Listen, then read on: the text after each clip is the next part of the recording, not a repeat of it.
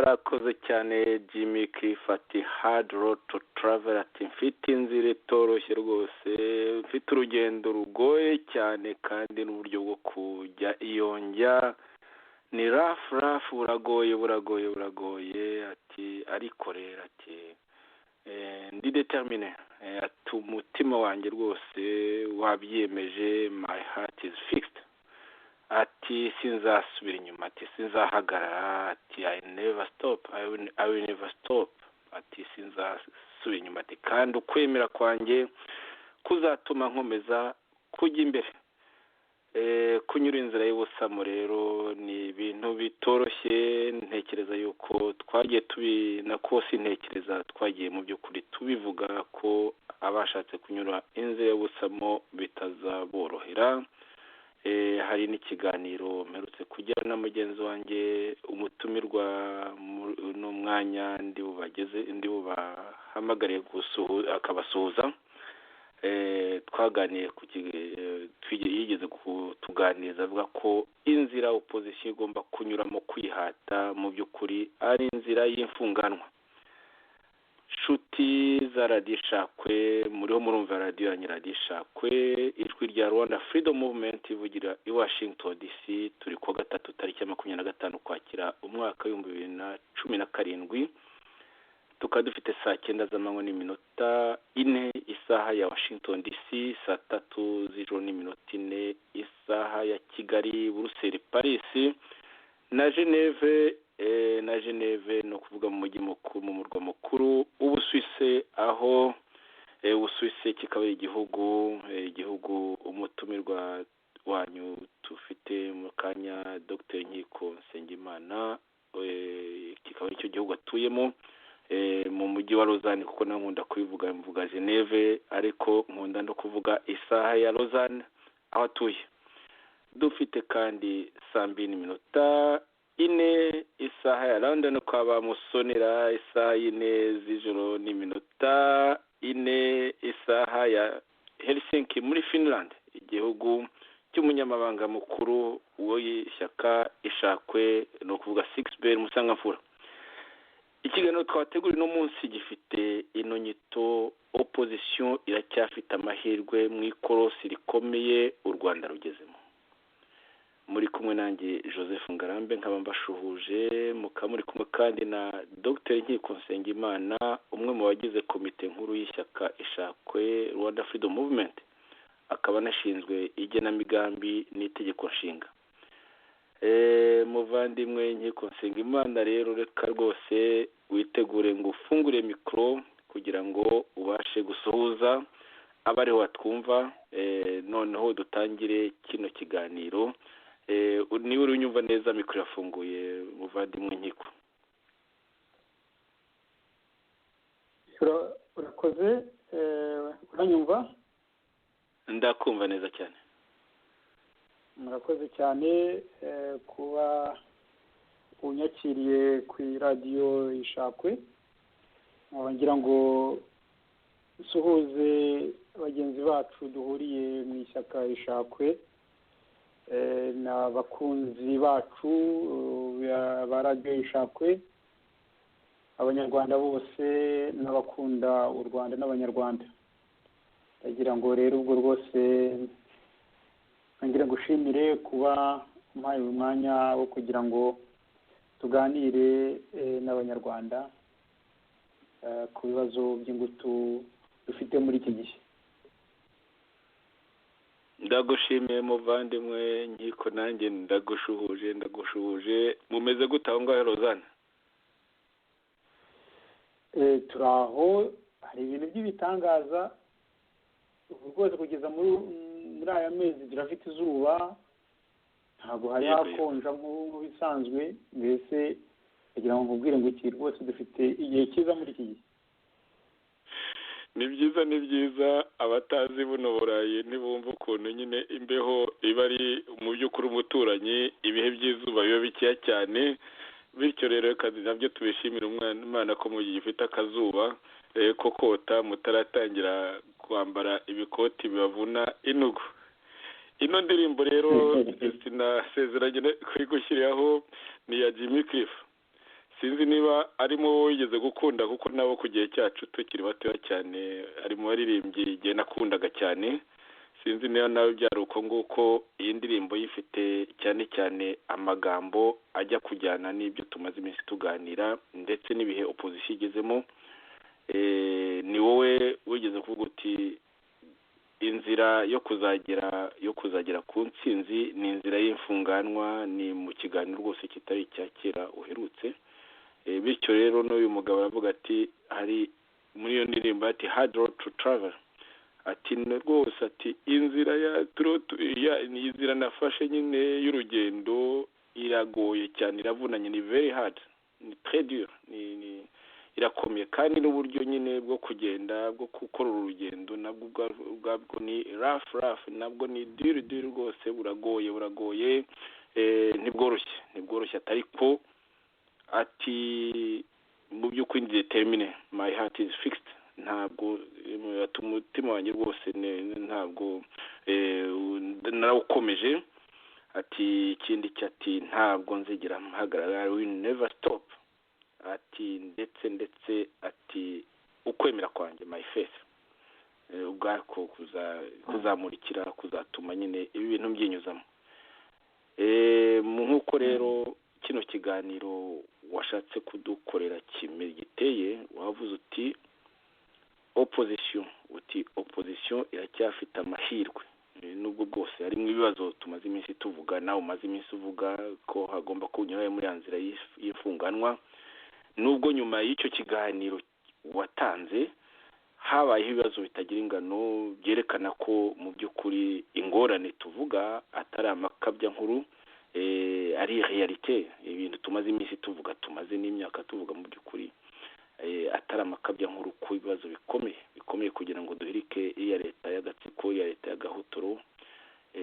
Ariko rero ko nubwo bwose opposition inyaruka ikadandabirana bikomeye, ndetse bikaba biri muri iki gihe nk'uko tumaze iminsi nabyo tuvuga tuti dore iryo twavuze riratashye, tuti twifuzaga wenda kwibeshya, ariko twari tuzi neza ko tutibeshya, kandi ababibona muri iki gihe abenshi bakunze kunyandikira bakambwira bati, bakanandikira namwe mwese, bakandikira n'izindi nshuti n'abandi bafatanya n'abandi basangira ngendo bacu, bakabandikira ko iryo twavuze ryatashye bigaragara.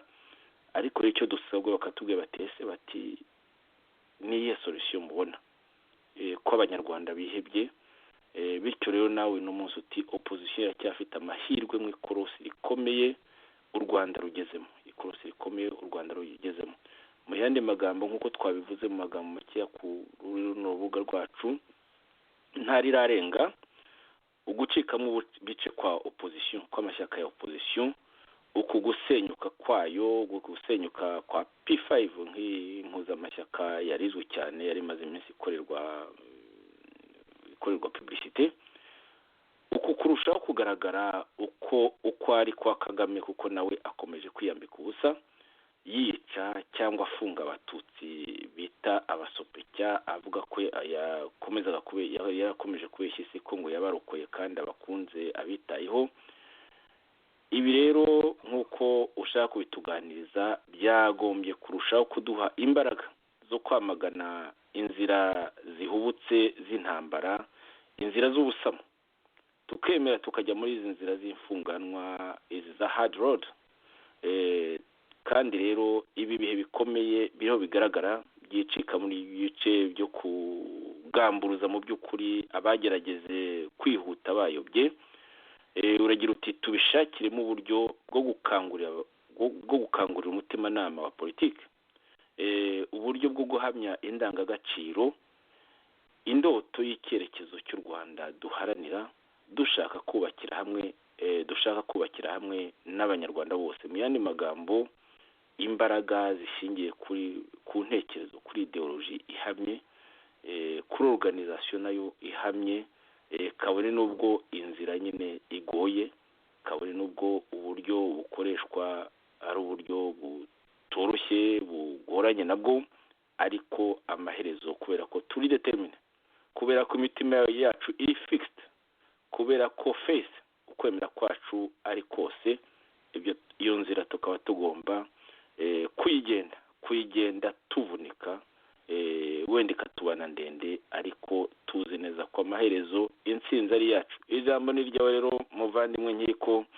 nahereye ko iyo ndirimbo y'uwo mukunzi nakundaga nkiri umwana, sinzi nayo niba byari uko bimeze kose, amagambo yayo ajyanye n'ino teme n'iyo suje n'ino na kino kiganiro uko washatse kukigeza ku bakunzi baradishakwe. Ijambo ni ryawe. urakoze cyane muvandimwe yarambe Jim Cliff, naramukundaga cyane. Biranejeje nanjye nawe umufana nayikundaga cyane rwose, n'amagambo n'ukuntu hitamo indirimbo rwose birantangaza. Ntabwo tuzasubira inyuma, twafashe kapu nk'uko yaririmbaga kera nyine. Yego I can't turn back, my head is fixed, my mind's made up, I never stop. Gutyo twaramukundaga rwose rwose abivuze rwose nibuka avuga indoto ze, inyanja reba iki, ndabyibutse. urakoze cyane. urabyibutse noneho nayigutuye rwose, sinibeshye, sinahujije noneho. urakoze cyane. Joe Cliff naramukundaga, yari umuntu uretse ko yari artiste nyine uzi gushimisha abantu, ariko nanone akagira amagambo rwose ubona anejeje, ajya kure, abwira umutima. Yego, ntabwo byari iby'ubucuruzi gusa, nka bimwe umuntu yumva rimwe na rimwe muri kino gihe. Yego, ubonaga ari umuntu rwose determined, angaje, uko bavugaga. ijya rwose. urakoze rwose rero ko ndirimbo nk'iyi ukazanye, binyibukije ubusore bwanjye. Yego ntacyo ubaye ariko. ntacyo ubaye mu gihe cyanjye. Yego. urakoze rero rwose. iki kiganiro kirakurikira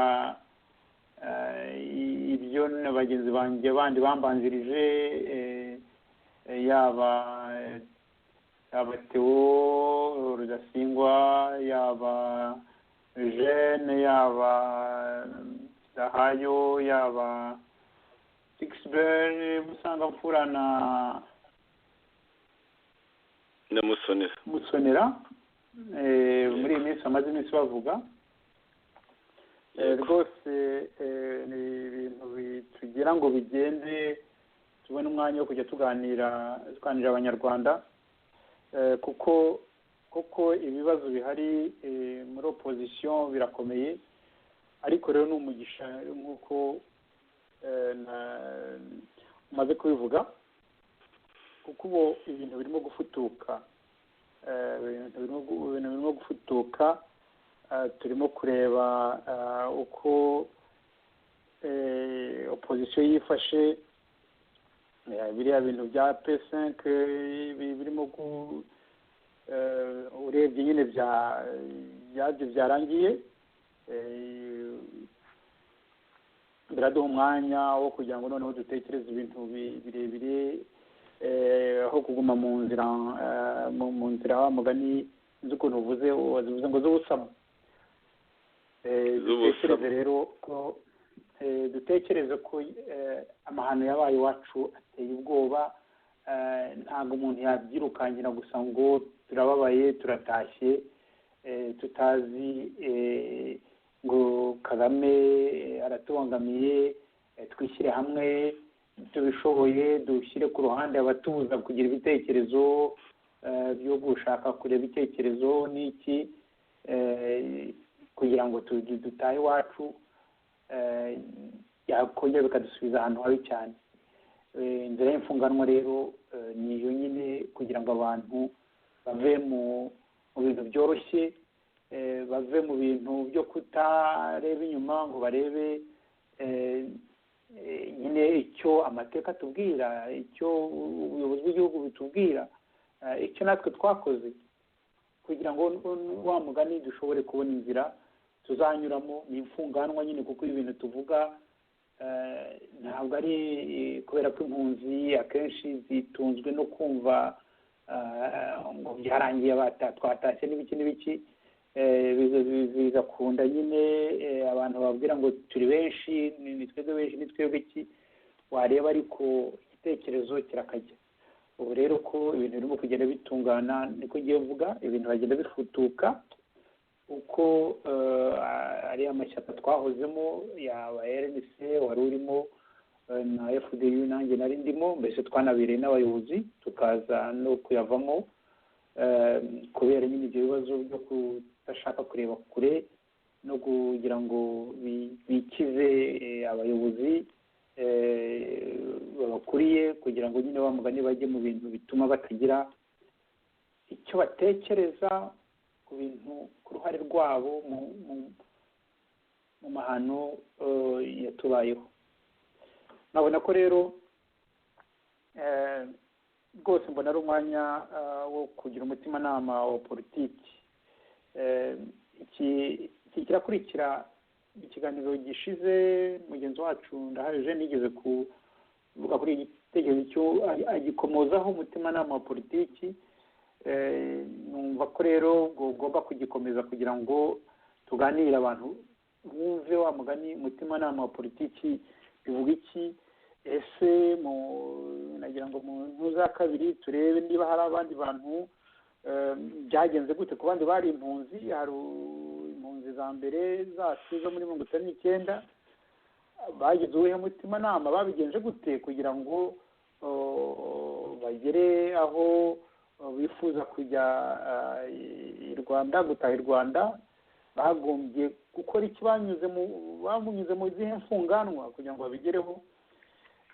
Mu gice kindi cya nyuma ndagira ngo mvuge ko izo nzira zihari, iyo mfunganwa ni inzira y'ukuri.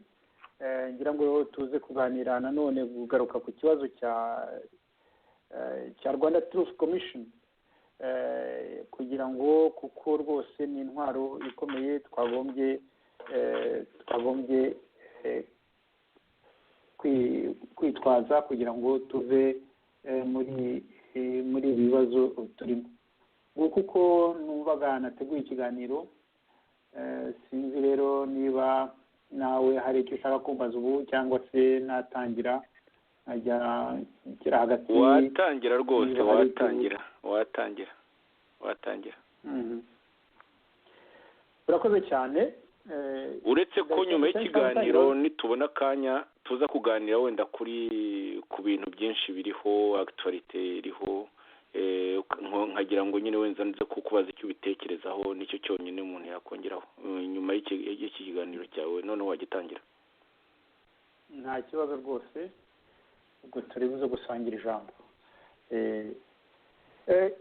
Ndashaka kugaruka ku ijambo umutimanama wa politiki, aricyo muri mu gifaransa bita conscience politique, political consciousness mu cyongereza.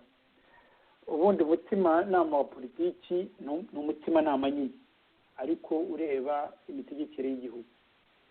Umutimanama wa politiki ni ubushobozi bwo kumenya no gusesengura sosiyete n'igihugu ubamo, ugashobora gusesengura imiterere n'imikorere y'ubwo butegetsi, indangagaciro bwubakiyeho, no kumenya, navuga ko ari kumenya ibibazo by'igihugu, nawe aho uhagaze mu mibanire yawe n'abandi muhuje igihugu. Cyane cyane nabyita ko ni ukudakora wasamye uteze amaboko ngo ibintu bizikora cyangwa se bizakorwa n'abandi, utegereje gusa indonke uzavana ku mpamvu gusa kuko wowe uri umunyagihugu, cyangwa se uzabihakirwa nyuma byatunganye. umutimanama wa politiki ni ukumva ko ufite uruhare mu micungire y'igihugu na sosiyete ubamo nk'uko navuze hejuru, waba ubarirwa muri rubanda ruciriritse, waba ubarirwa mu bifite, waba umuhinzi, waba umunyeshuri, waba umunyamyuga, umucuruzi se, umunyenganda, umunyapolitiki cyangwa se umuntu uri mu mashyirahamwe. Kugira umutimanama wa politiki bigomba ni kuri buri wese, ntawe uvuga ngo ni iby'uyu, ngo ni iby'abandi, ni ibya buri wese, kuko igihugu ni icyawe. Igihe utavuga, udasesengura, utavuga uko ubona igihugu cyawe kigenda kijya mu nzira utazi, kijya mu nzira zitari izawe. ubwo rero nyine mbere ya byose ni uguharanira icyo wemera kirenze, birumvikana kuko kirenze inyungu z'umuryango wawe, kuko ntabwo politiki ntabwo wavuga ngo urayikoze, ngo urayikora ngo ku buryo itabangamira inyungu z'umuryango wawe, uburyo itabangamira famiye yawe cyangwa inshuti zawe. Politiki ni ikintu kirenze izo nyungu. Ushobora kugera ahantu umuryango wawe, inshuti zawe mufata inzira zitari zimwe mu bya politiki, kuko ari ikintu kirenze izo nyungu izo nyungu z'umuryango wawe cyangwa se inshuti zawe. Bakwemerera bakemera yuko ukomeza iyo nzira yawe, ubucuti cyangwa urugo rukagumaho. Bakwangira bikumvikana yuko iby'ubucuti cyangwa n'iby'urugo nabyo ubivuyemo, kubera yuko igikomeye ari inyungu z'igihugu zikurenze, zirenze mwese ko muri zirenze mwese, kuko zireba u Rwanda, zireba abanyarwanda. urumva rero rwose umutimanama wa politiki ni ikintu ugomba kumenya ko witangira ikintu kirenze, noneho ugashobora nyine kugira uruhare hejuru ya byose. Ariko ni ukwibaza uti ni iyihe mpamvu, burya akenshi naho bituruka, avuga uti ni iyihe mpamvu yampagurutse, nkayiharanira ku mugaragaro. byaba ngombwa nkajya mu muhanda, nkandika amabaruwa, nkagira gute, nkigaragambye, nkirirwa rwa ntambi, nkigomwa iki, ngaharanira iki ngiki kindi. byaba ngombwa nkaba nafata, hari n'igihe ushobora kuba ugafata n'intwaro n'abandi mukakirwanirira, uzi ko ushobora no kubitangira ubuzima bwawe. Mbese icyo nakwita umutimanama wa politiki ni utangiraho guti iki sinkemera kuko kibangamiye indangagaciro zanjye, kuko kibangamiye uburenganzira bwa muntu bw'umunyarwanda, bwa bagenzi banjye, kuko bubangamiye amategeko twishyiriyeho n'ibiki n'ibiki. Ugatangira ukavuga uti ikintu ndagiharanye. N'icyo kintu tugira ngo tujye tubwira abantu rwose ibyo bintu nyamuneka. Umutimanama wa politiki ni uwo. Ariko iyo ndeba abanyarwanda nkareba ukuntu twitwara ubu, nibaza niba izina umutimanama wa politiki hari icyo ubwiye abanyarwanda benshi, cyangwa se hari uwo bamwe na bamwe bagira.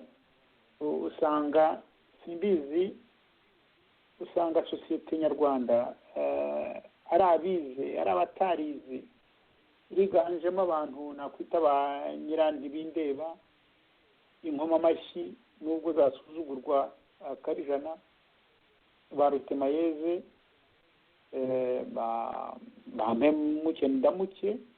Icyangombwa kuri bo nuko babona icyo birira, abo banyamwigendaho wese. Abantu bitonda bagasesengura ibibazo ni bake, bakareba inzira zanyurwamo ngo bikemurwe, ngo akaga abanyarwanda turimo tukavemo ni bake. Abantu bemera kwigomwa ngo tuve muri iyi sayo ni bake. Ni ukubera iki? iyo rwose ntakubeshye mugezi wanjye ngarambarige nibaza se ni ukubera umuco wa gihake watwokamye ukaba warageze mu mitsi no mu maraso ubuhake navuga bw'ubwenge buke bukeka ko wicecekeye umwami uganje ubu ni Kagame azabona wowe uzagera ukabona uko umugeraho ukagira icyo mwibwirira akagira icyo akugenera. Hari igihe nibaza ese ibi bituruka mu mashuri twagiyemo twabayemo kuko urabona twize mu nterina twagiye twuvuga amashuri makuru tukava iwacu mu ngo tukajya mu birometero 80, 100, 200 se tukajya kuba mu mashuri mu nterina tuvuye mu ngo zacu ababyeyi bacu bakikokora bakatumariraho umutungo wabo maze tukabaho tutibaza ko n'uwo mutungo wanagombye kugabanywa n'abavandimwe bacu nyine twavukanye. Ukabona rero tumeze nk'aho abandi bafite icyo batugomba mbese tugomba no kwiyicarira bikaza bikirama bikatugeraho. Ni mu bintu rwose nkeka simbizi nawe urambwira icyo ubitekerezaho, sinzi niba bituruka muri uwo muco cyangwa bituruka ahandi. Ubu rwose ntibitangaza nawe ujya ubyumva, ubu turisanga njya numva hari abavuga ko hari abayigeze iyo bagombaga kugera ko ntacyo bibagiriwe u Rwanda, ko rero ntacyo bagomba kwakwa, ko binabashobokeye bakwibagira u Rwanda, ikinyarwanda n'abanyarwanda. Ngibyo rero rwose mu bintu mbona rwose umuntu yibaza,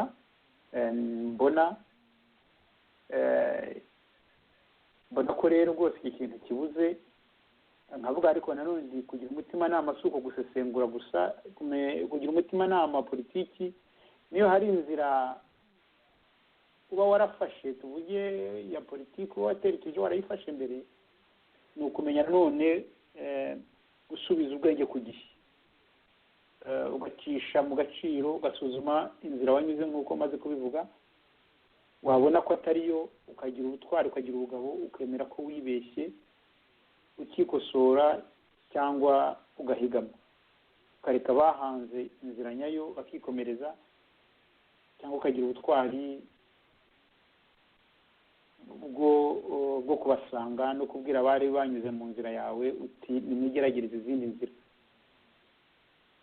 uti nari ndimo n'inzira n'ingendo mbi, ibyo nabyo n'ubundi butwari. Ubwo nabyo ni icyo nita umutimanama wa politiki. Ngibyo muri makeya uko mbona nakwita umutimanama wa politiki nuko abantu benshi bifashe. Mbere yenda yuko ntanga urugero rw'umutimanama wa politiki, yewe nasesenguye ko nagiye nkubona wagiye wubakwa n'impunzi zo muri 59.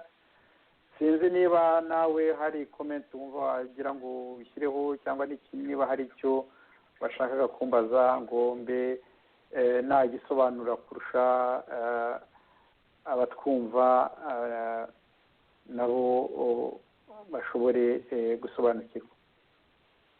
Ndagushimiye cyane muvandimwe, nkiko mu by'ukuri wabisobanuye. Gusa wabaza gutese uti uko kuba ntibindeba, uko kuvuga ko ibiba ku bandi banyarwanda mu gihe twebwe wenda turi mu Burayi, turi n'ahandi muri Amerika n'ahandi hantu wenda hatunogeye kurusha abari mu mashyamba, kurusha abari mu bindi bihugu bagowe, kurusha cyane abari mu Rwanda bari ku nkeke, bicwa, bashonjeshwa, bakorerwa ibintu byinshi.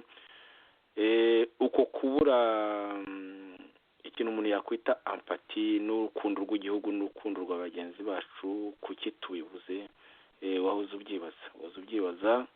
Ni ikibazo kuri twebwe abanyarwanda, nicyo cyatuzindira kugira ngo tuvuge nk'abanyarwanda mbere ya byose. Ariko iyo witegereje neza na Afurika muri rusange hari ikibazo gikomeye kidindiza cyane cyane ikibazo kinareba elite, kuko twavuze tuti dufite umwenda, twarize amashuri twiga akenshi hakoreshejwe imisoro y'abaturage, no kuvuga umutungo wa leta, bityo umuntu akaba arimo umwenda, ariko ugasanga n'abanyuze muri ubwo buryo baravuga ngo ntabwo bitureba, cyangwa se bagakora uko kuntu.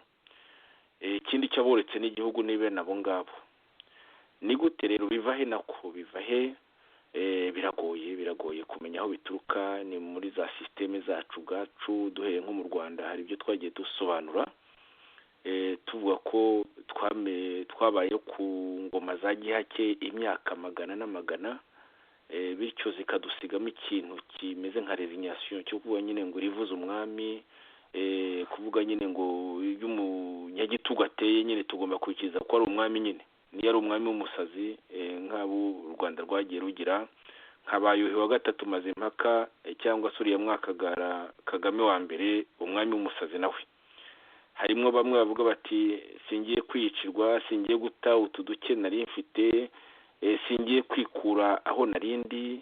Hari ibintu byinshi nyine biri mu mateka yacu tumaze iminsi tubisobanura, bituma abantu bagira iyo myifatire, ndetse ikagera no ku bantu bize, ikagera no ku bantu bundi bagombye kuba rwose batemera ibintu nk'ibyo ngibyo, cyane cyane kuba barabaye mu zindi za systeme. Hari abantu bakuriye mu bihugu demokratike, hari abantu batigeze bamenya izo ngoma z'igitugu, ariko ugasanga mu by'ukuri niyo utayikuriyemo ukora nyine nk'aho wayikuriyemo, niyo utahuye n'ubwo bukana bw'ingoma za gihake na cyami zari zigoye, ukaba wifata nkabyo. Nubwo utahuye n'ibitugu nk'abiya twageze kuri Repubulika z'u Rwanda nyine zasimburanye, zagiye zinarushaho n'ubukana nyine mu byerekeye kubangamira uburenganzira bwa muntu, ugasanga mu by'ukuri abantu bake cyane nibo bavuga bati ibintu si fatalite, bigomba guhagarara, bigomba kurangira, tugafata inzira nshya, tugasa n'abandi babigezeho, ko no mu mateka y'ibihugu ibi dutuyemo bya demokarasi nabyo hari imyaka babagaho nk'uko tubayeho muri iki gihe, aho abaturage nabo babaga bacurwa bufuni na buhoro. Bityo rero abo bantu bakeya ni nka nzira y'ifunganwa, mbese wavuze abo bantu bakeya uko bangana kose nibo bazahindura byinshi, bakaba umusemburo wo guhinduka. Bityo ya conscience wahoze uvuga mu kanya, bakayikwiza mu bantu, bigatangira ari bitoya, wenda bitumvikana, usa n'umuti nyine benshi batizeye, ariko amaherezo agomba kuba ayo ngayo. Urwo rugendo rero rwo kwigisha, rwo gucengeza ayo matwara, iyo conscience, ni urugendo rwacu twiyemeje, rutoroshye na gatoya nyine, nk'uko twatangiye tuvuga nyine duhereye kuri iriya ndirimbo twatangiranye kino kiganiro. Ni urugendo rutoroshye, n'uburyo bwo kubikora ntibworoshye, ariko turi determine, dufite ukwemera, nta kizatunanira, ntituzasubira inyuma. kandi ijambo ni ryawe muvandimwe Nkiko, ukaba wakomeza. murakoze cyane rwose. Ikintu twarakiyemeje n'imyaka tumaze tubirimo, ntabwo tuzahagarara, ntituzasubira inyuma, kuko tuzi yuko duharanira inyungu z'abanyarwanda bose, kuko tuzi umwanya, inshingano dufite nka elite yo kugira ngo koko twongere dusubize igihugu, u Rwanda cyongere kibone isura ibereye abanyarwanda bacyo. nagira ngo rwose nganire nakomeje kujya dusengura inzira y'imfunganwa impunzi zo muri 59 zagize z'abanyarwanda. mbona twavanamo amasomo menshi, harimo umutimanama ngewe rwose njya nsuzuma ngasanga twabivanamo amasomo menshi. uti biti urabizi ko impunzi zo muri 59 zimaze kugera hanze nyine zari inyuma y'umwami Kigeli Ndahindurwa n'ishyaka rya Runari. urabizi ko rwose basohotse mu bintu wambaga n'ibi batateguye, ariko basohoka utavuga yuko hari ikibazo wavuga wabitirira nk'ibi ngibi nguko ingoma ya Habyarimana yahize yashize. basohotse rero abantu bafite imbaraga, ariko uzategereze bageze hanze bumva bashaka kongera bakigerayo, bumva bashaka kugaruka ngo bongere bafate igihugu. barabigerageza mu mizo ya mbere muri za 63 gutyo, barabigerageza bagera muri 66. mbese bamaze imyaka hafi 7 yose mbese uvuga bari hanze bagaba ibitero, ariko bageze muri muri za 67 bamaze gutera bagahashywa, bo bemeye ko batsinzwe. ibyo gutera barabihagarika burundu. izo mpunzi zishaka ubuzima n'inzira zindi. ubwo rwose baragenda baraceceka, ariko aho bamwe muri bo batangiye kwijajara, abandi no kugira ubucuti buhamye na Uganda, nibwo bagiye kubaka indoto yo gutaha iwabo mu Rwanda. ariko ikintu uzagitekereje, barashishoze babona ko badashobora badashobora gutaha i Rwanda nubwo bagira imbaraga za gisirikare zingana zite, bashyize imbere ingoma y'ubwami n'umwami Kigeli. babigenje bati, nubwo umwami Kigeli nk'uko nabivuze hejuru yari yarabakoreye ibintu bikomeye mu buhungiro, ashakira impunzi imfashanyo, amashuri n'amaboko n'ibindi, bagize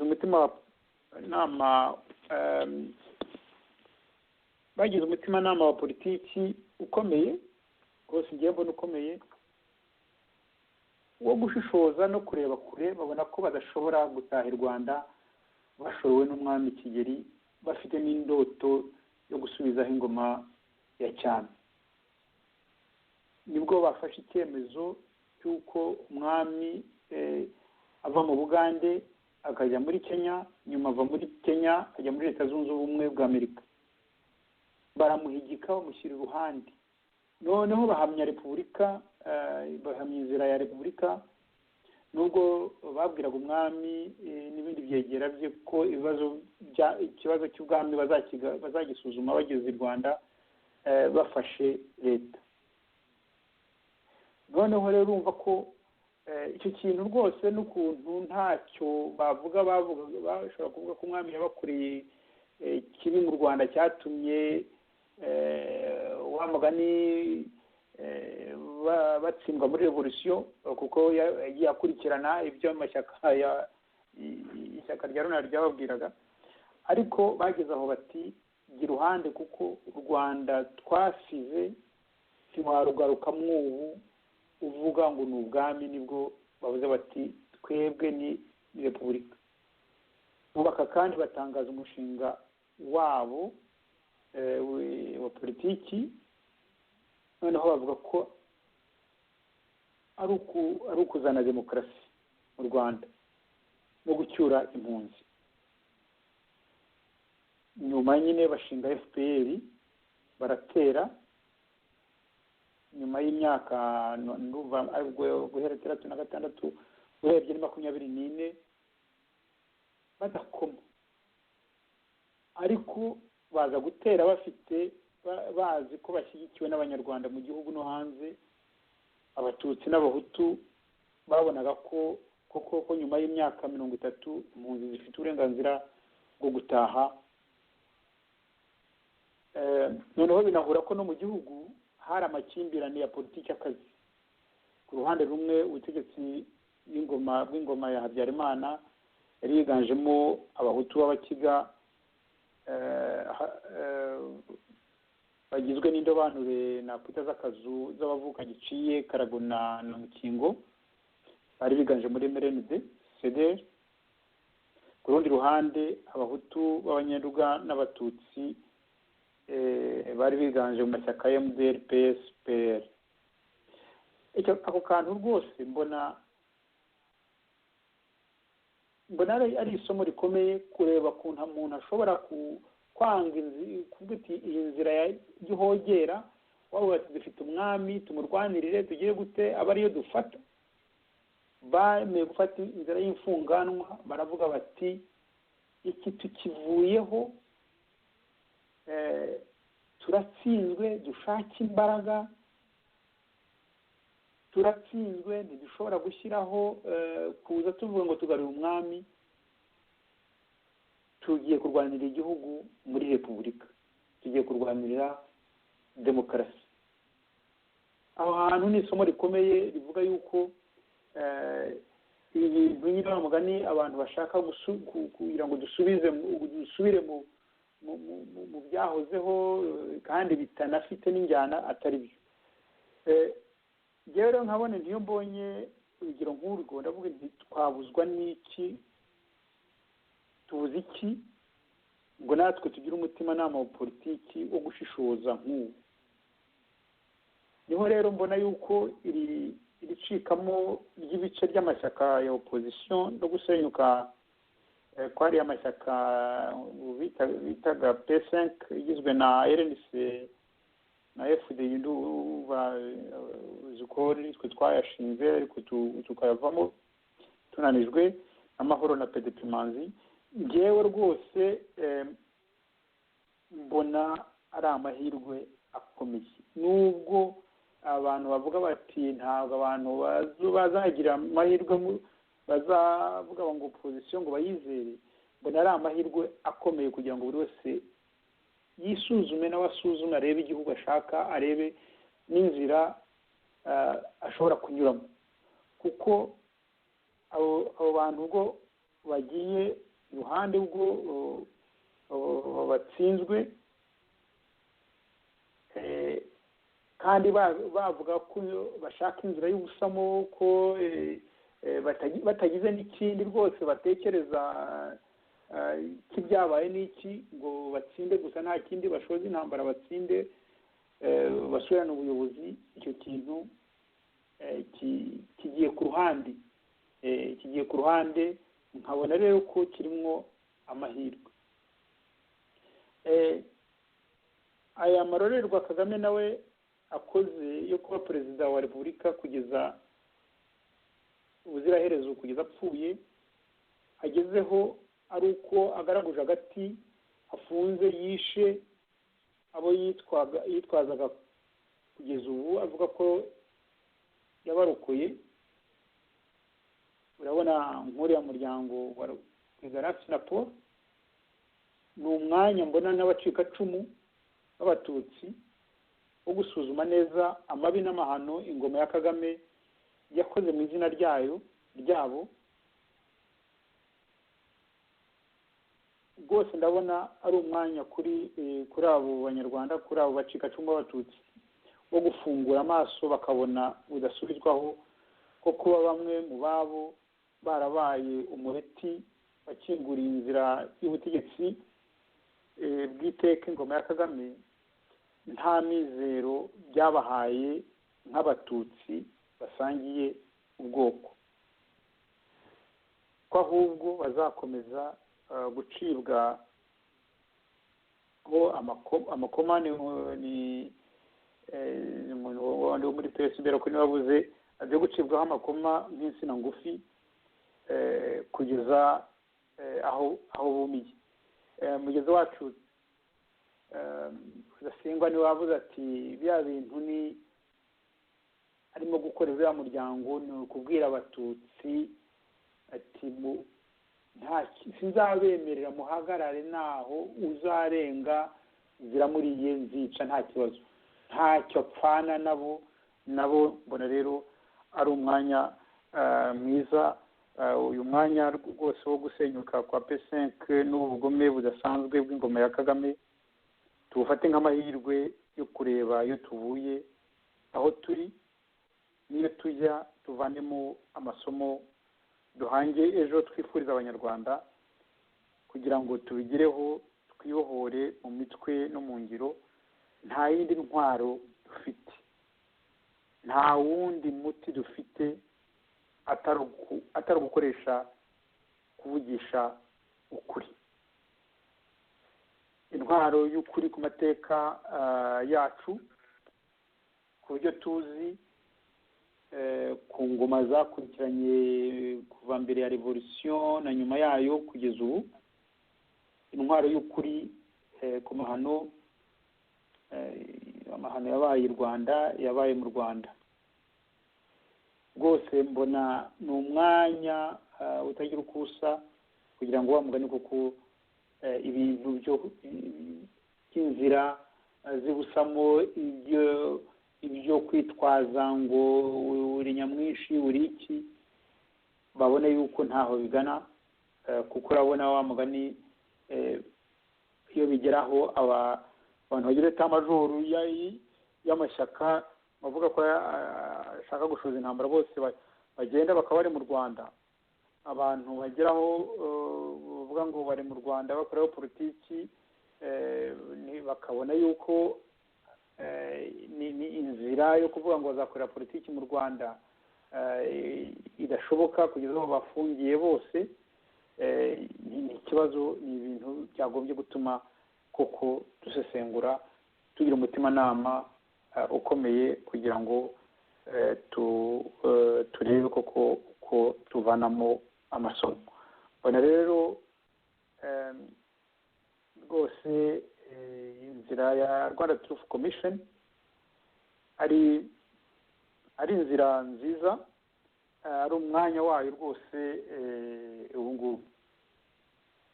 Nkaba navuga inti abantu komeza oya rwose ubwo n'urumuri rucanye. Nagira ngo ugire icyo uvugaho kugira ngo nanjye nkomerezeho. Ubwo urakoze cyane, niba hari ikindi wagira ngo wongereho. Ndagushimiye, ndumva byose wabivuze n'igihe twateganyije cyari iki ngiki. Mu by'ukuri nta kintu utavuze.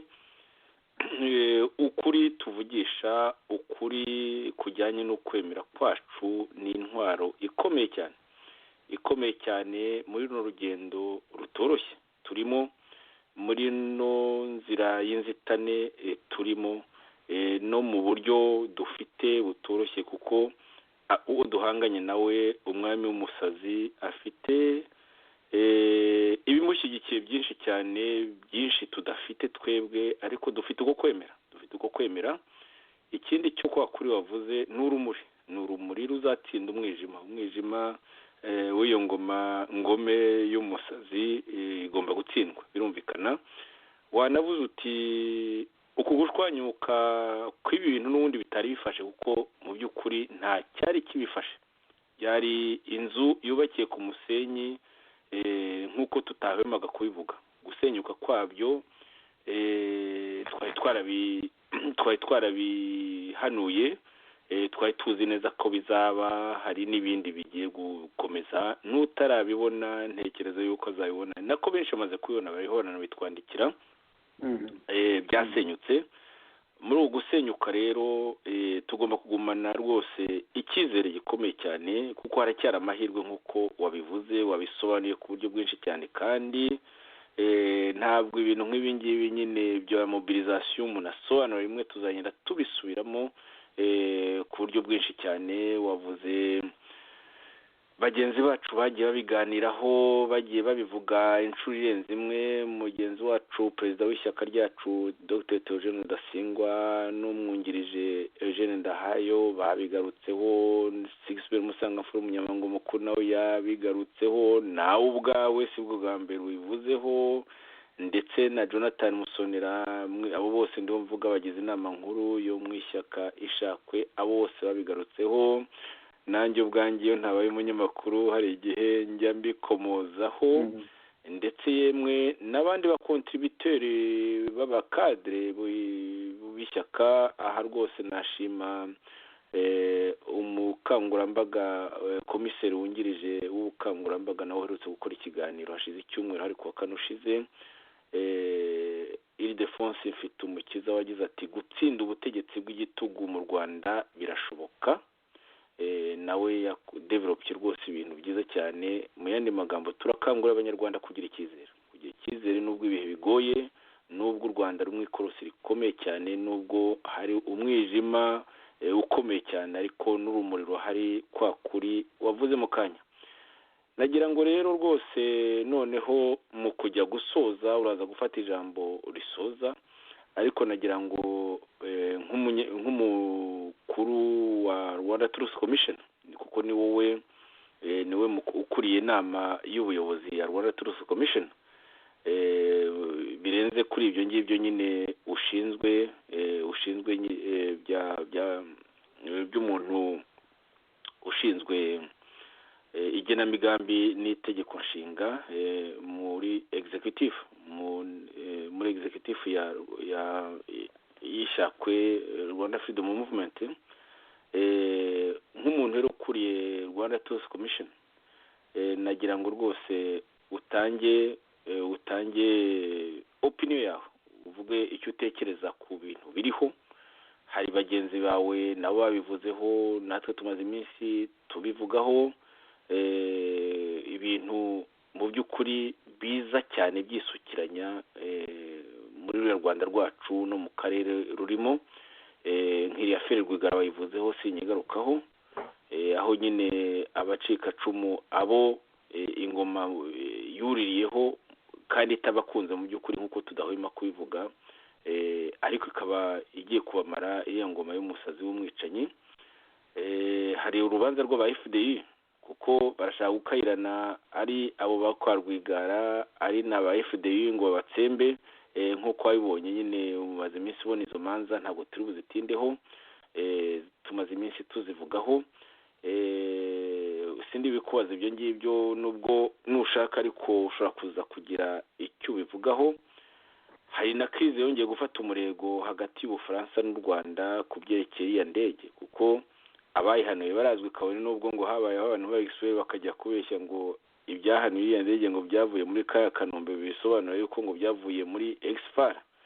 Icyo kinyoma gikomeye cyane kiranga cyanyuze muri asanseri, ariko ukuri kuzamukira muri esikariye, nk'uko bajya bavuga ngo ikinyoma kinyura muri asanseri, ukuri kukanyura mu nzira igoye y'amadaraza ya esikariye. Ariko amaherezo uko kuri nyine kukazaba ariko kugaragara. Icyo kinyoma cyarigaragaje, cyaravuze cyane kigasakuza kuko cyahageze imbere gikoresheje asanseri. None rero kuri kwakoresheje amadaraza nyine inzira ndende, kuriho kuragenda kugora Kagame. Icyo kintu rero cya actualite ku byerekeye ibyo by'indege nagira ngo ukivugeho, ariko bitakubuza no kuvuga ku kindi ushaka mu byo navuze. Ikindi cyo mu karere i Burundi hari inyeshyamba, hari umutwe w'inyeshyamba nawe ushyigikiwe n'iya ngoma y'umusazi. Umutwe w'inyeshyamba ngira ngo warabisomye, biravugwa, inkuru n'ikimomo nyine imaze iminsi birivugwa, aho les forces populaires byitwaga forces populaires du Burundi, byitwaga kera ngo Forebu, abayobozi bayo babiri bakomeye, General Major Jeremy Ntiranyibagira, wahoze rwose akorana bya hafi na Pierre Nkurunziza, noneho akaba ubu ngubu yarayobotse inzira y'ishyamba ndetse anakorana n'iriya leta y'agatsiko. hamwe n'umwungirije Colonel Edouard Nshimirimana, abo bose bafatiwe kuwa gatandatu tariki ya 21 z'ukwezi turimo mu burasirazuba bwa Tanzania, ndetse n'abandi bakadire babiri bo muri iryo shyaka. Abo bose bakaba barafashe nyine ku buryo hari amakuru dufite avuga ko banageze ndetse mu Burundi. Nagira ngo rero ugire icyo bivugaho muri ako karere kacu. Mu by'ukuri umuhengeri ntabwo uri mu Rwanda gusa, umuhengeri mu karere kose, kandi bitewe n'abantu mu by'ukuri nabo bayogoje icyo gihugu bagitegetse badafite iyo ya conscience wahuze uvuga nabo, kuko n'abageze ku butegetsi izo nenge bayifite. Ijambo ni ryawe rero kugira ngo tunasoze kino kiganiro, ariko wafata iminota 5-10 iracyahari. urakoze cyane mugenzi wanjye. nagira ngo mubaze kuko nashakaga kugira akantu mvuga kuri Truth Commission. nagira ngo numve niba hari umwanya wundi. Urafite umwanya, urawufite rwose.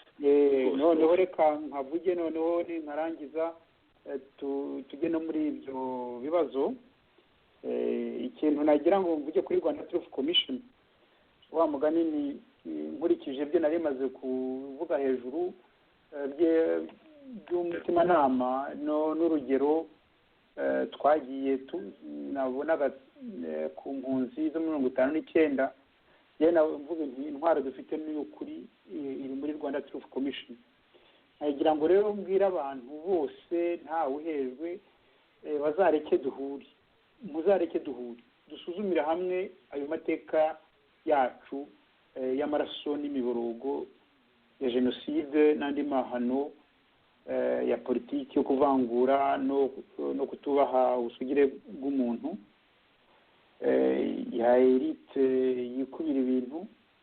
noneho duhure rwose twumve uburemere bw'ibyo bibazo bwose, twumve uburemere bw'ayo mahano, dusuzume impamvu zashobotse n'uruhare twazigizemo, dutinyure abanyarwanda, ari abo mu gihugu ari abari hanze b'impunzi, kutaba imbohe y'abayobozi b'intagondwa bitwaza ko barwanirira inyungu z'ubwoko z'abo bahuje ubwoko cyangwa akarere, nyamara byahe birakajya, kandi kuko bo ari indonke zabo baba bashyize imbere rwose. mvuge nti mureke rero duhure muri Rwanda Truth Commission, dusase inzobe, tuvanemo amasomo akwiye, dushinge indangagaciro zihamye z'u Rwanda, dushakire abanyarwanda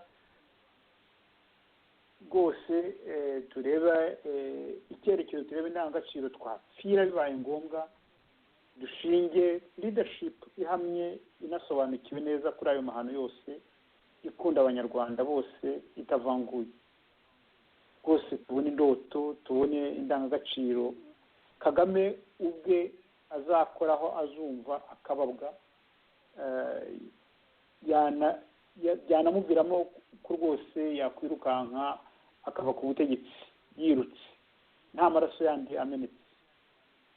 ariko binabaye ngombwa ko ameneka, ayo maraso akameneka ari uko bishyigikiwe n'abanyarwanda benshi b'amoko yose, b'uturere twose, bazaba basangiye iyo ndoto, urupfu n'ubuzima. bitagenze gutyo rwose mbona byo gutaha i Rwanda twabyibagirwa. nkabona yuko rwose bwo binyukije ejo bundi hari umuntu ni umuvandimwe nubaha cyane, kiri mu ishyaka rimwe kuko ari muri FDL, ubundi twaraganiraga, ari muri FDL inkingi, ngewe nkaba mu ishakwe. ubwo twaganiraga ikibazo cyo kuvangura no guhora, yarambwiye ati nusubiza amaso inyuma uzasanga mu muco mubi uturanga mu Rwanda w'inzigo no guhora ari muremure. ati ubwo nta by'inzigo byo byararenze rwose, ni ya nzigo ya yindi inuka. yaranambwiye ati mu by'ukuri ati nubwo ndi muri FDU, ati ariko ishyaka ryanyu mujya gutanga izina mwatanze izina ry'ingoma ishakwe. Ati iyo mba ndi kumwe namwe ariko bagira inama tukaryita rucabagome. Ni kubera iki? Uzi ko rucabagome yari muri za ngoma indwi nyine z'ubwami. Ati nyine nibwo ambwira ati n'igihe nk'icyo kirimo inzigo nk'izo zirezire no guhora. Ati umwami baramuhekaga bagahekana rucabagome, mukaraza mukuru akayivuza mu izina rye, agaca iteka ko inzigo icitse ihagaritswe. Kuva uwo munsi guhora bigacika, ntawasubiraga gupfa. Ati icyo dukeneye ati icyo dukeneye rero ni leadership ishoboye kuvuza rucabagome. Ati mu muco mushya wa repubulika. Ati ntabwo ikihutirwa ari uguhana, ni ukuvuza nyine iyo rucabagome no kuremarema uturemo twinshi twatanyutse ku mutima nyarwanda, nakwita tisi sosiyale. Ati nimugira mutyo abantu benshi bazabasanga mu ishakwe, bihereye kubo muri FDU wasize n'abo bana bagenzi banyu bo muri RNC nabo basigaye. Numvise ijambo mbwiye ngarambe rwose, n'uwo muvandimwe ringuye ku mutima. Numvise ko hari abantu bumva imvugo yacu ariko bakaba batinya gato ko ikarishye, ariko abo bantu dukwiye kubatinyura bakaza rwose. Ambwiye gutyo kuri ako kanya ntacyo namusubije. Uyu munsi rwose nari nzi ko mfite ikiganiro nagira ngo musubize, ndamubwiye muri ibyo mazina twatanze nti izina ishakwe twahaye ishyaka ryacu nyine ni uko ari ishyaka rigena ishakwe, rigena icyerekezo. Noneho rero icyo najya mubwiye ni muzaze dusafe inzobe muri Rwanda Truth Commission, tuzayisohokemo tuvuza gucabagome. Nicyo nagira ngo rwose ndangirize kuri iki kiganiro kirebana no gushaka inzira no kumva yuko twanyuze mu nzira, tugomba kunyura mu nzira y'imfunganwa, kandi bigaragara yuko hari abantu benshi badutegereje ko rero rwose tutagomba kwiheba, dukomeze iyo nzira kuko ni inzira abenshi urumva nk'ubu ngubu n'umuntu uri muri FDU ubu ngubu ni abantu babona ko dukomeje rwose badusanga. Nagira ngo nsoreze kuri ibyo bibazo bindi wambajije, kuko muri iki gihe hari ibibazo icya Rwigara ndumva nta bagenzi banjye bambanjirije babivuzeho birebire, naragiye nanjye mvuga ibintu byo gufunga Rwigara ko iteye ubwoba, ariko uzi ko rwose ubutegetsi bwa Repubulika ya kabiri bwari bubi, ariko Habyarimana yishe abanyepolitike nyine bari imbere ku isonga kuri Repubulika, bakayibanda n'abandi, ariko ntabwo yagaraguje agati imiryango yabo ngo abice abafunge yirirwe rwose bakoze urukozasoni ruriya. Ubwo rero rwose ndumva ko nabo ni ikintu gikomeye kirenze, mbona yuko nk'uko wahoze uvuga ati uriya butegetsi ni ubw'umusazi, niho tugeze. Ubu nkeka yuko nanone wa mugani imbaraga tugiye gukomeza kuzibona, tugomba gukomeza kwigisha kugira ngo abantu bakomeze bave kuri iriya goma. Kugira ikibazo rero cy'Ubufaransa n'u Rwanda ku kibazo cy'indege, kariya ni agatereranzamba, ntikazarangira ariko nzi ko na Kigali ubwayo yuko idashobora kubeshya kuko abantu bahanuye indege atari bo. Wavuga se ko bishoboka gute? Wabonye ubwo ibintu byagiye bikorwa bavuga ngo byaturutse mu nkambi mu kigo cy'abasirikare cya Kanombe.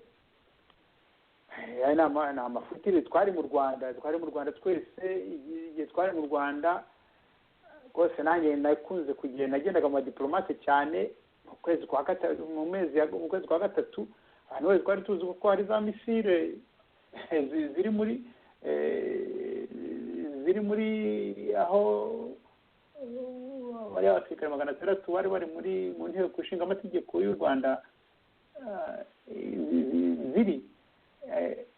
Ndibuka ko hari umuntu w'umunyamerika wabaye mu Rwanda ejo bundi, hashize igihe twigeze guhura nawe, nyine nawe aza kumbwira icyo kibazo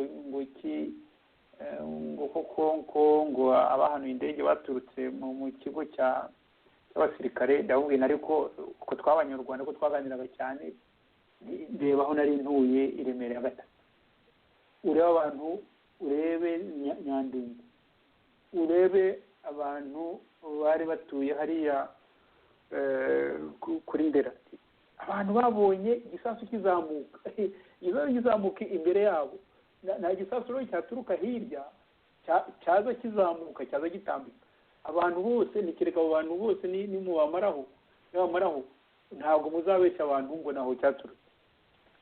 Aho rero mbona yuko Sarkozy niwe wakoze ibintu umuntu atakumva by'amafuti, ashaka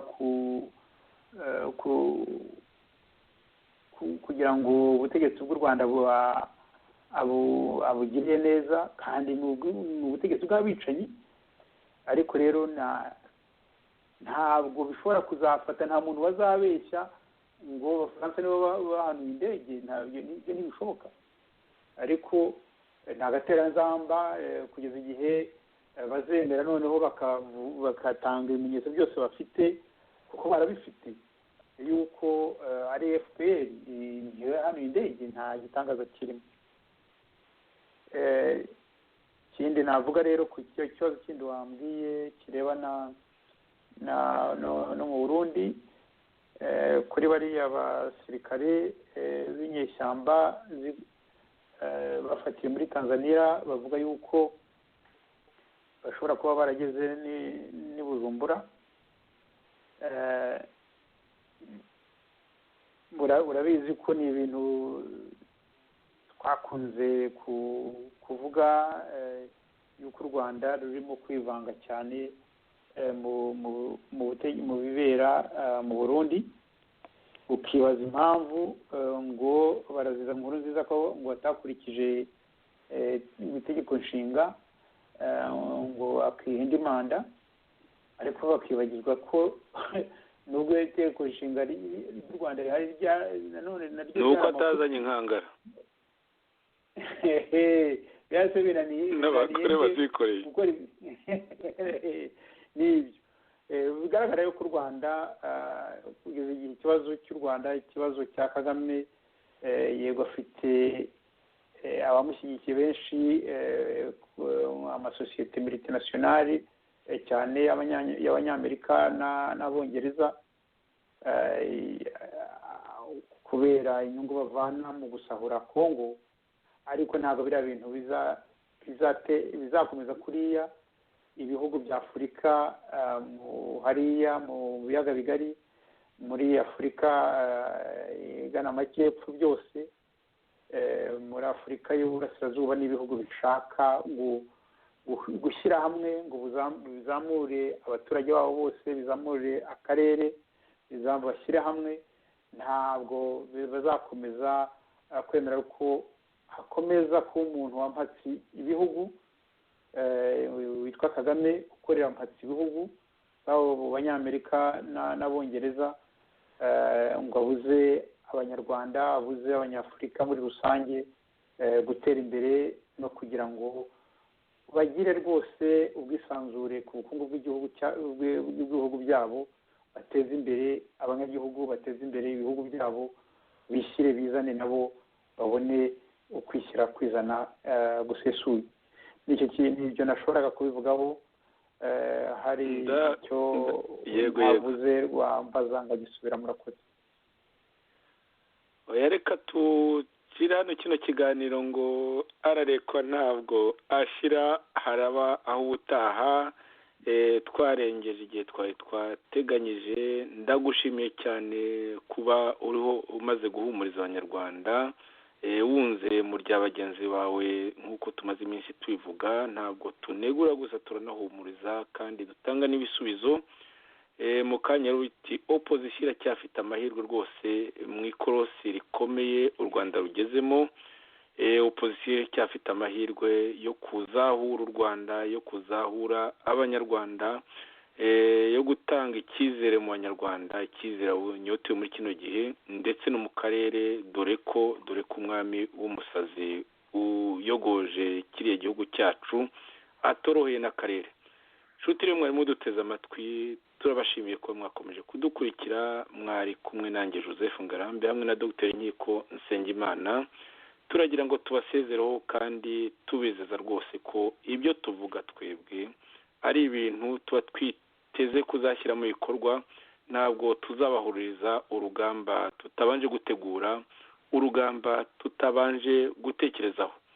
Ijoro ryiza aho bwije, amanywa umunsi mwiza aho bwakeye.